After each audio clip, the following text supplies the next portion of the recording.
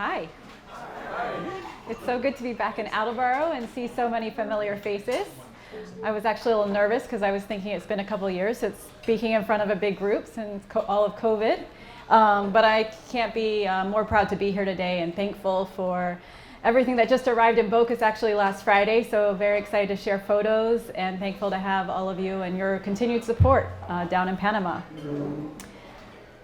So just a brief background on me and Give and Surf and the Rotary Club we have in Bocas del Toro.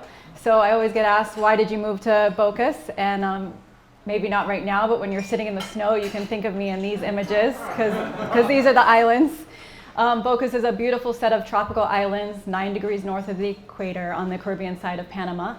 A very diverse Afro-Caribbean, indigenous, European, Chinese, expat community with growing tourism of surfers, scuba divers, beachgoers. So definitely encourage a visit from you all sometime in the future and you can see the impact you've had.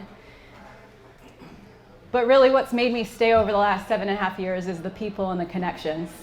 The kids, the communities that I'm welcomed into, seeing the impact firsthand of the impact our educational programs have. In the middle, on the bottom, is a group that actually comes down from Massachusetts and New Hampshire every year to do projects. And my dad and uncle have come down twice now. They're in that photo with me. So really small community. I love the vibe. I love the people and the kids. And I can't go on a single island without a bunch of kids running up and giving me a hug. So the same feeling I had working at the YMCA for many years, and now really in a small community that desperately needs the support. So just a little about Give and Surf. Give and Surf's a nonprofit. We're registered both in Panama and the United States. Having the Panama registration was key with the big donation you all just made because that's what allowed us to bypass 20% of custom import taxes to get it down there. But it was founded in 2011, so a few years before I started volunteering and then working with Give and Surf, by a guy, Neil Christensen, who is still on our board of directors and moved down. He's the surfer, not me. And he had the idea and saw a huge gap in the access to education that these small villages have.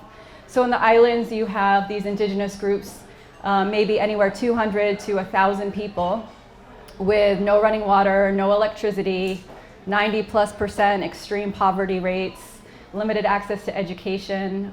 So maybe they have 1 or 2 classrooms with 1 or 2 teachers teaching grades 1 to 6.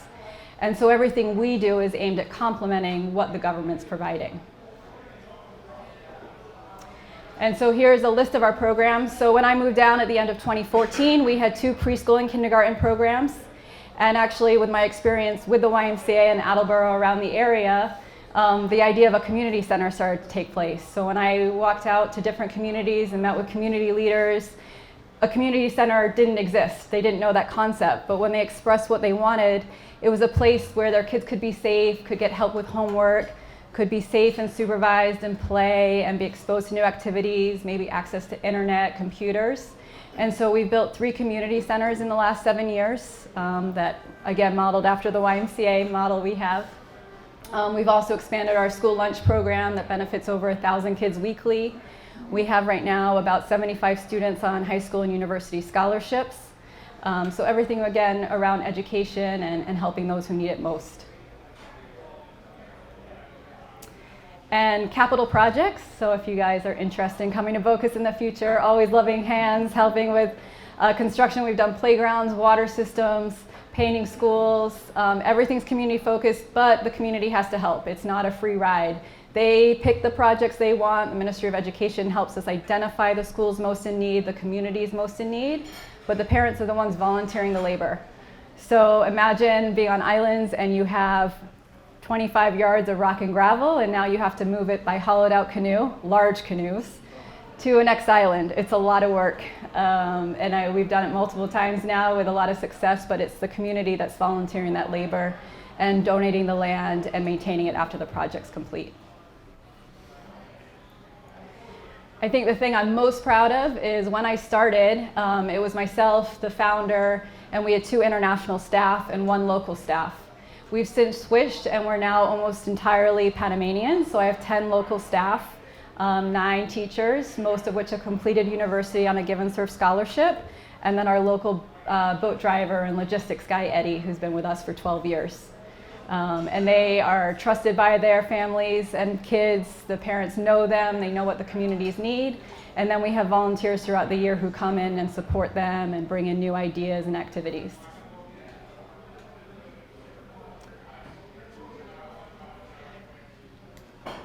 So just a bit about BOCUS, I know I mentioned, but why it's so critical.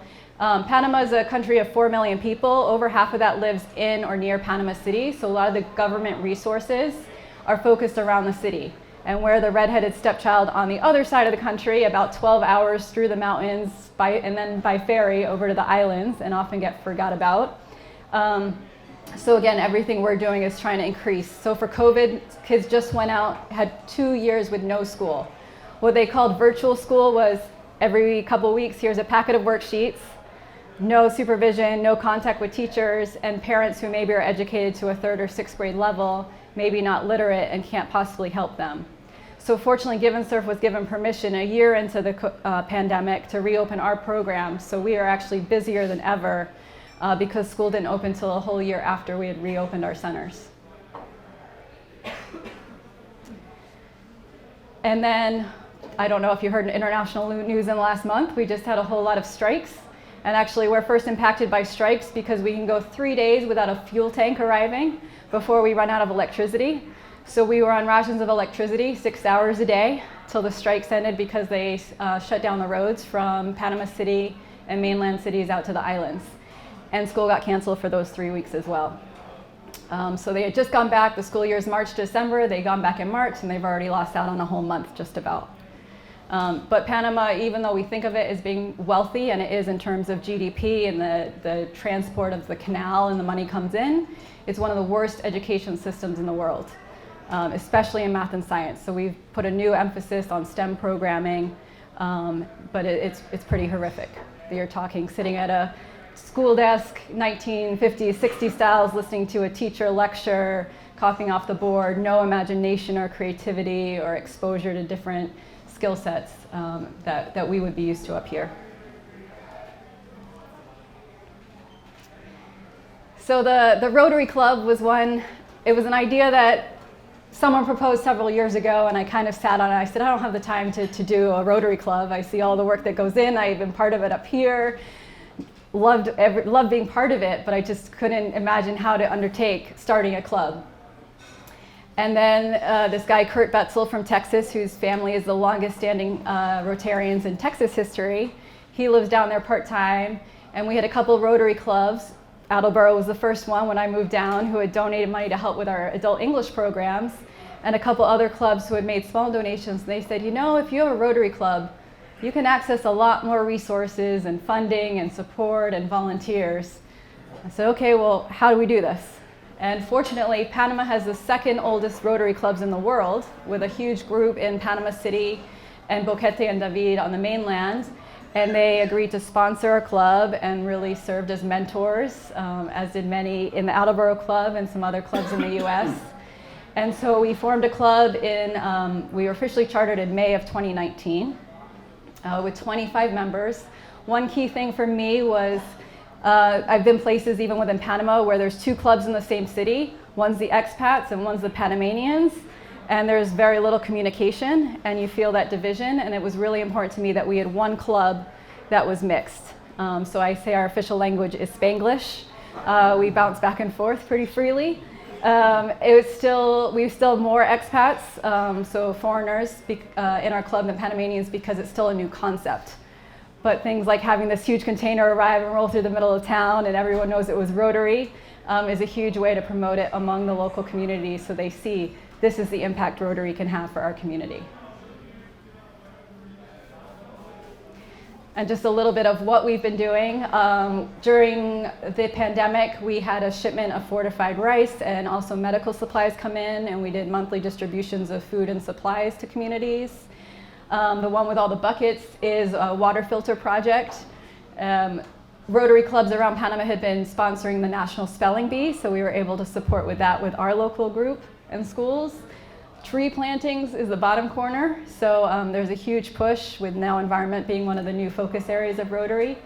We do rotary reefs, so sinking concrete reefs that generate new coral, as well as tree planting, which is the almendro tree, or the king of the rainforest. This is my personal favorite one, when Santa is in the boat. We usually get about 400 kids' gifts donated the week before Christmas, and we get to distribute them. And last year we had Santa visiting by boat.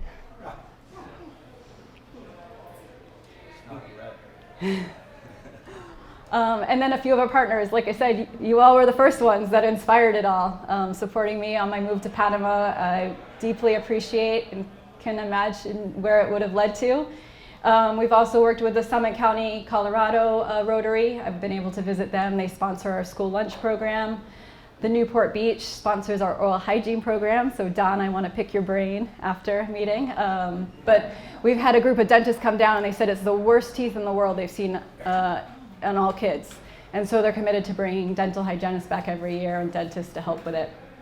Give me the hurry up sign, Jeff, if I'm okay. The New Richmond Rotary Club out of Wisconsin, they're coming down in October and building a new bathroom for one of the public schools.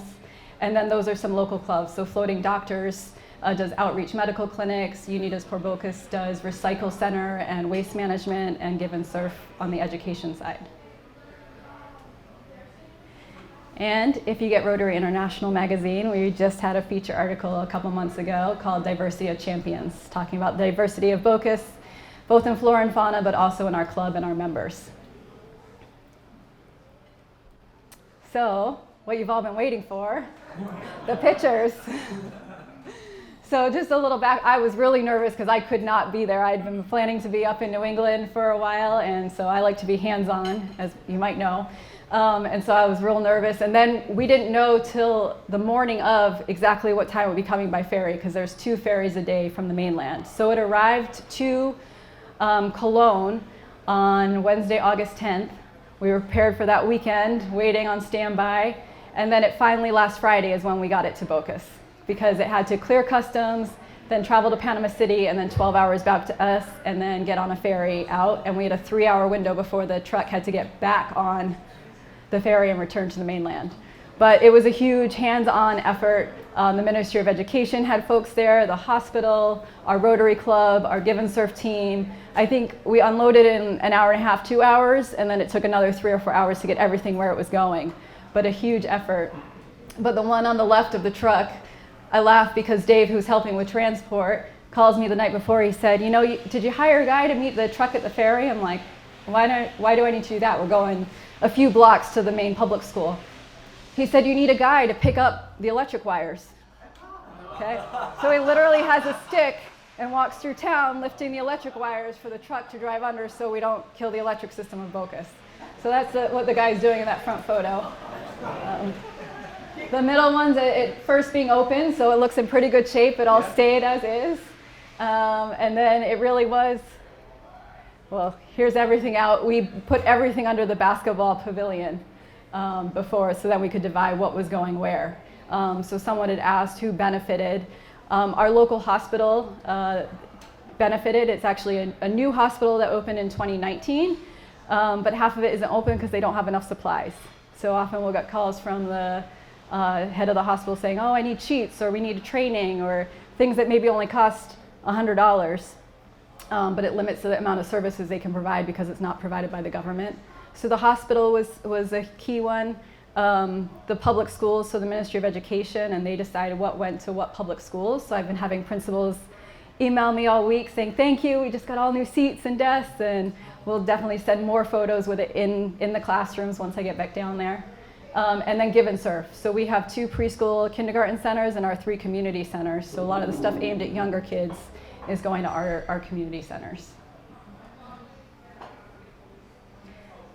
And by all hands on deck, we even got the little ones helping.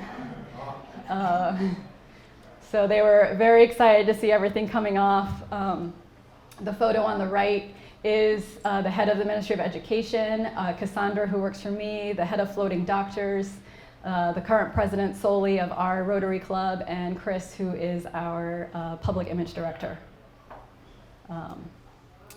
So yeah, it was a huge day, huge effort after all the work. Thank you, Jeff, and everyone for packing, coordinating. It was months finally came to fruition. To see it all unloaded and go as planned was amazing.